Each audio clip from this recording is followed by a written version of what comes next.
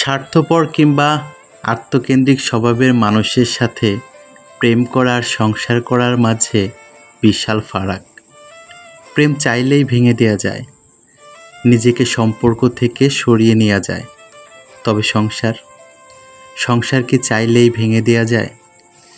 জীবন আর কতটুকুই যন্ত্রণা দেয়।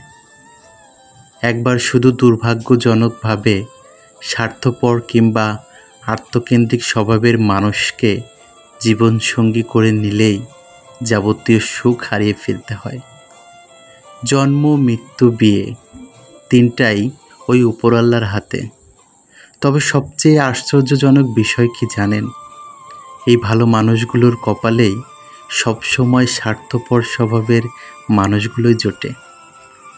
স্বার্থপর কিংবা আত্মকেন্দ্রিক মানুষগুলো কখনোই সঙ্গীর চাওয়া পাওয়ার ব্যাপারে যত্নবান হয় না। সঙ্গীর প্রতি যত্নবান সেই সাথে শ্রদ্ধাশীল হয় না। এরা সুখ বলতে কেবলমাত্র নিজের ভালো থাকাকেই বোঝে। আবার কেউ কেউ নিজে এবং সন্তানের ভালো থাকাকেই সুখ বোঝে। সঙ্গীর কথা কখনোই ভুলে চিন্তা করে না। তবে সঙ্গীর কথা ভাবার সময় তাদের কাছে থাকে না। সঙ্গীর ভালো থাকা, সঙ্গীর অসহায়ত্ব অথবা তার মন কখনোই বোঝার চেষ্টা করে না।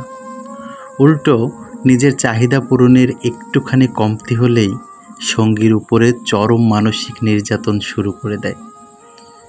জীবন এতটাই হতাশাগ্রস্ত আর একঘেয়ে হয়ে যায় যে নিজেকে নিজের কাছেই এত অসহায় লাগে।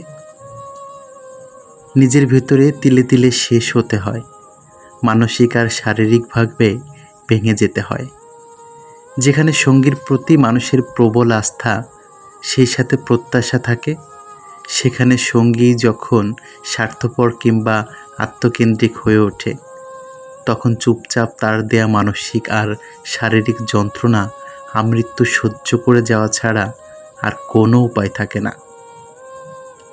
আর যদি সেই সংসারে সন্তান থাকে, তাহলে তো নিজেকে নিয়ে নিজের ভালো থাকার কথা কেউই ভাবতে পারে না।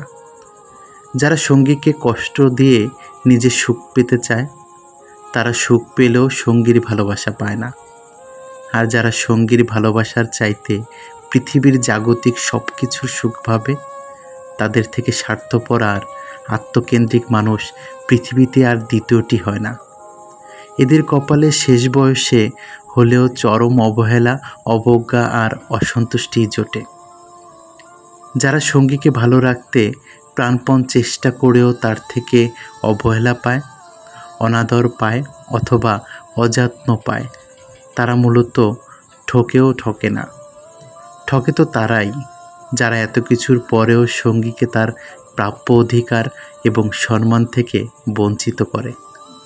নির্দিষ্ট সময়ে কিংবা শেষ বয়সে এরাই সঙ্গীর পা ধরে মাপ চায়, এসে পায়ে পড়ে। কিন্তু মৃত্যুশয্যায় এসে অথবা শেষ বয়সে এসে এটা বুঝে তো আর কখনো লাভ হয় না। আশা করছি ভিডিওটি আপনারা নেগেটিভভাবে না নিয়ে পজিটিভভাবে নিয়েই একে অপরের সাথে সুসম্পর্ক তৈরি করবেন। আপনার পার্টনারকে সঠিকভাবে বোঝার চেষ্টা করবেন। সেটা ছেলে হোক অথবা মেয়ে হোক, সবাই সবাইকে বোঝার চেষ্টা করলে তাহলে দেখবেন প্রথম থেকে শেষ পর্যন্ত, অর্থাৎ মৃত্যুর আগ পর্যন্ত এই সংসারটি আল্লাহ তাআলার রহমত এবং বরকত দিয়ে সুখময় হয়ে থাকবে সব সময়, সারাটি জীবন।